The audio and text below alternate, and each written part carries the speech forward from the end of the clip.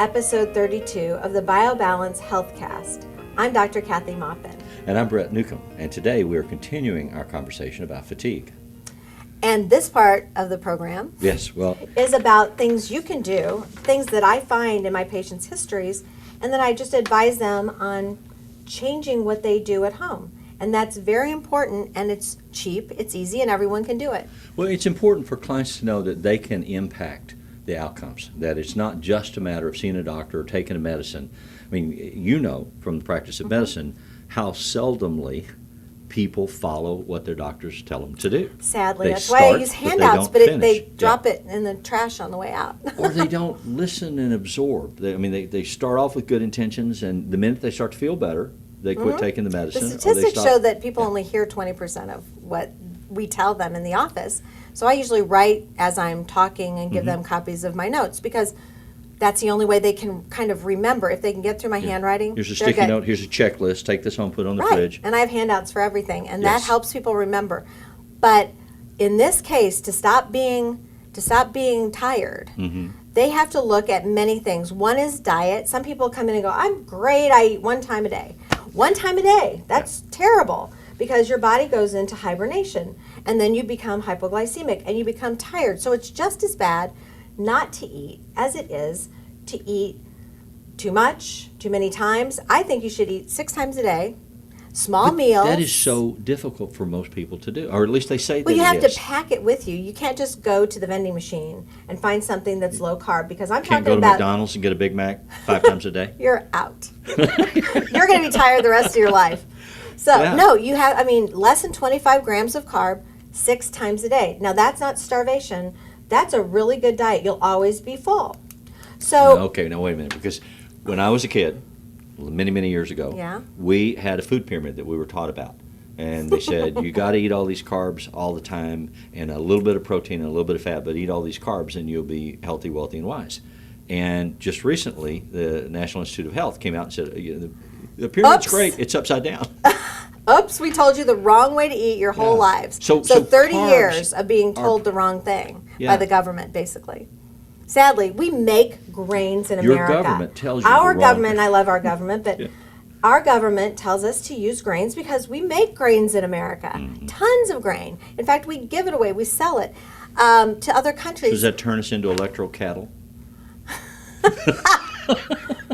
I am not sure. So carbohydrates are a problem.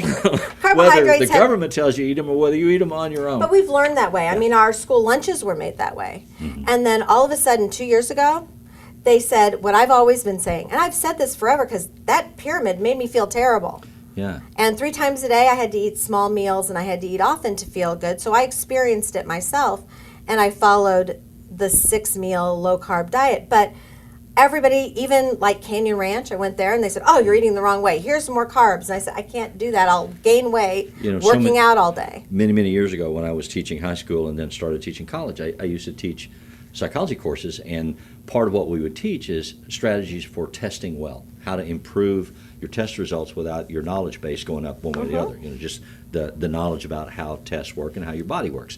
And one of the things that we would talk about, study habits. You study better if you're slightly cold and slightly hungry. Right. And you study But not hypoglycemic. But not hypoglycemic.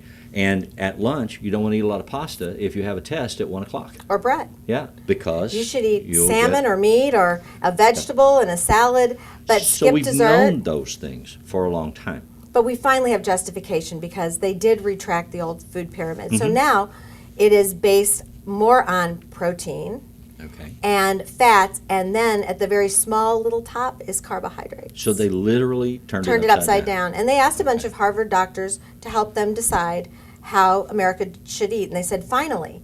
Yeah. They didn't follow everything, the Harvard doctors. They have a book about it, and I can't recall the title at this point, but it's a very interesting way that they went about going, we have to have a little more carbohydrate in there. Not because it's healthy, but because it's America. Wow. So really, the best diet to not be a diabetic when you get old and not be a diabetic when you're young and not gain weight and be healthy and happy and have energy is a small feeding diet. We were meant to be grazers. So people will say to me, I don't eat a lot of protein, I don't eat a lot of fat, so I'm trying to lose weight. And especially those that are vegans, that don't eat meat at all. How do vegans get protein in their diet?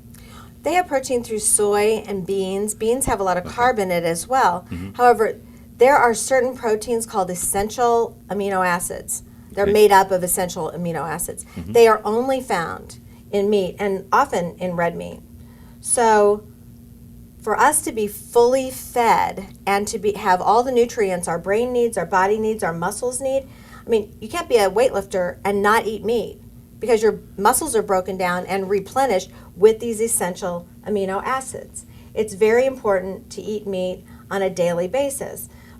So all my patients come in and think they're being very healthy by being vegan, and they've gained 20 pounds, and they don't know why. So they are weightlifters. They're just lifting a different their own kind weight. of weight. And they're trying to exercise and get muscle. Well, Yeah. testosterone helps you get muscle. And then they'll say, well, muscle is heavier than fat. It is. So that's why my weight's going up, because I'm exercising now and I've got muscle. Well, if you're doing it truly the right way, your muscle takes the place of fat. That much fat, that volume of fat, weighs the same as that much muscle. So you shrink first. If you're not shrinking, then, and you're saying, I'm just, gaining weight because I'm Readjusting. working out, Yeah. that means you're not on the road to really a healthy diet. And you're going to be tired because we're talking about fatigue. And I distracted you. You were talking about something that I think is really important, and I took you away from it, because you were talking about the essential amino acids and the vitamins that come from this particular food group. That B12 is the generates- biggest vitamin, and B12 is an interesting vitamin. It is necessary for all neurologic function, your brain, your fingers. I feel very numb and tingly when my B12's low. And I have a genetic issue. I've got every genetic issue, so I know all about them. But I find them out and I treat them. And by 40, I wasn't absorbing B12 from all the meat I eat. I was absorbing all my essentially amino acids, but with this genetic thing, it's often in Italians, and I'm half Italian. So it's one of those things where you can eat all the meat in the world, but it's not getting into your blood. Wow. So that's an issue, but not eating meat, you have no chance of it getting into your blood. So B12 is something that should be checked.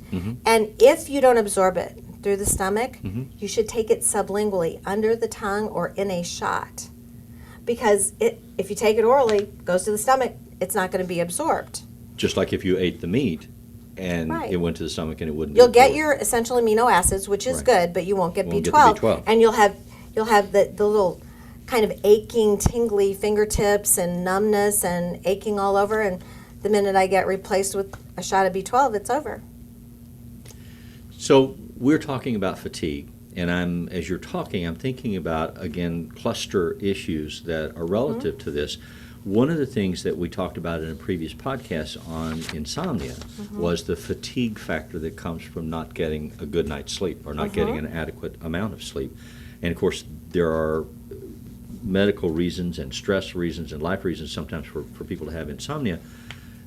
But the balancing, we started this podcast by saying that patients can contribute to their well-being, and they can contribute to the reduction of this issue as an issue in their lives. And one of the things has to do with diet. One of the things has to do with exercise. One of the things has to do with sleep and stress reduction. And if you can learn to do the things that help reduce the negative affect or the negative impact of those ingredients, then that's beneficial to you. And that can supplement what you can do with medicines that you provide for other reasons, for other causative issues. That's absolutely a perfect summary. Really. Oh, good. So exercise we haven't talked about. Yeah. But exercise is something everyone's told to do, but doesn't know exactly how to do it. You have to find the exercise you really like. I hate running. My girlfriends love to run. They feel awesome. I feel worse if I've run. My hips hurt, my knees hurt. I feel like I'm going to fall apart. That's not my exercise. I have There's a woman who lives near me, and she runs all the time in all kinds of weather, except she doesn't run. She's so crippled up. She's so anorexic and in pain, and you can see her trying to run. And every time I see her, I want to stop and say, honey, go home, relax, eat something, put 10 pounds on. Eat something. I mean, she's so addicted I rarely tell people to running. eat something and gain weight, Well, but that's an addiction to the Yeah. endorphins that are created The when runner's you high, yeah. when you run. Mhm. But there's all kinds of exercise. You can exercise by biking. You can exercise in front of a Wii machine. You can exercise in so many different ways. You should exercise at least 3 times a week for an hour or every day for half an hour, and that keeps your energy up. And that stimulates testosterone in people who aren't taking it. I do 8-ounce curls. Yeah, I hate that. I have to tell people that they're not going to feel good in the morning if they drink a 6-pack every night. Right. Or if they drink 2 glasses of wine, they'll be hypoglycemic. So we haven't even talked about And that's those not where things. you want your calories. Those are bad habits. Absolutely. Bad habits, sitting on the couch. Americans all do it because we're tired and stressed. So we sit on the couch instead of actually getting up and doing something and exercising. And then we drink too much and we eat too many carbs. It just turns out to be the perfect storm for developing diabetes across the country. And I'm trying to stop that. I don't Yes. want any of my patients to be diabetics. Right. So when they come to me and they've already been doing this, I often treat pre-diabetics with metformin or Victoza so that they can actually lose weight and bring their blood sugar back in order. Well, especially and it works. Women in their 40s and 50s that I've talked to who've attempted to do that and say, well, I'm starving myself. I'm literally not eating anything, and I'm exercising, and I'm not losing weight. What is the problem? And what you've told me in other venues is that there's a plateau that they seem to lock out, and that something like metformin or Victoza can break through that plateau. And once they lose those first 3 to 5 pounds, then if they are eating a responsible diet and exercising, the weight really starts to come off. And when you build did enough, I understand correctly? You did. And when you build enough muscle, which is impossible without testosterone after 40, so when you build enough muscle, you burn calories while you sleep, which is awesome because The lazy man's way. that means you've exercised enough or weightlifted enough, which really, if you're wanting to lose weight, weightlifting interval training, which is alternating aerobics with weightlifting, is the fastest way to lose weight because it not only builds your muscles, but it gives you aerobic strength. It strengthens your heart and it burns calories. So Okay. that's the best way to exercise. Again, going back 20, 25 years, I remember that they were really promoting something that the British Army developed called isometrics. And they were saying, you can exercise at your desk, you tense and relax muscle groups on a regular. Is that, you're making No, faces at me. that's okay. that's not going to cause you to lose weight or feel less tired. You should So probably you actually stretch. really have to work out. You actually have to sweat, and it's not working out by walking the dog and talking to every neighbor. And Chatting on although the that's phone. very good for your Social life, psyche, yeah. it's not really good for losing weight. You have to actually put your head down and run, walk, exercise with somebody else. If you have to have a partner, that's good. Know that that's your issue. You have to have someone with you. It's a social event, and do it. Or I don't have to do that, but I do have to have someone demand that I be there and work out like a trainer. Because of your schedule. So you make a Right. commitment to somebody, and then that helps you show up for that event. Otherwise, I have to pay for it, and I don't get the training. So I don't Yes. do that.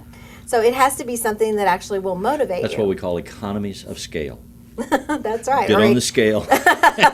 That's absolutely true. But Right. it works, and I have, All right. I've built muscle that way, and I have maintained my weight that way, and it's a great way to do that. And my patients do the same.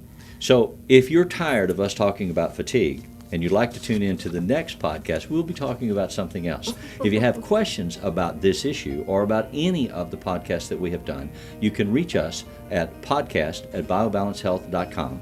Or if you like, you can read my blog, brettnewcomb.com. And if you'd like to know more about BioBalance Health or bioidentical hormones, visit our website, biobalancehealth.com, or call 314-993-0963.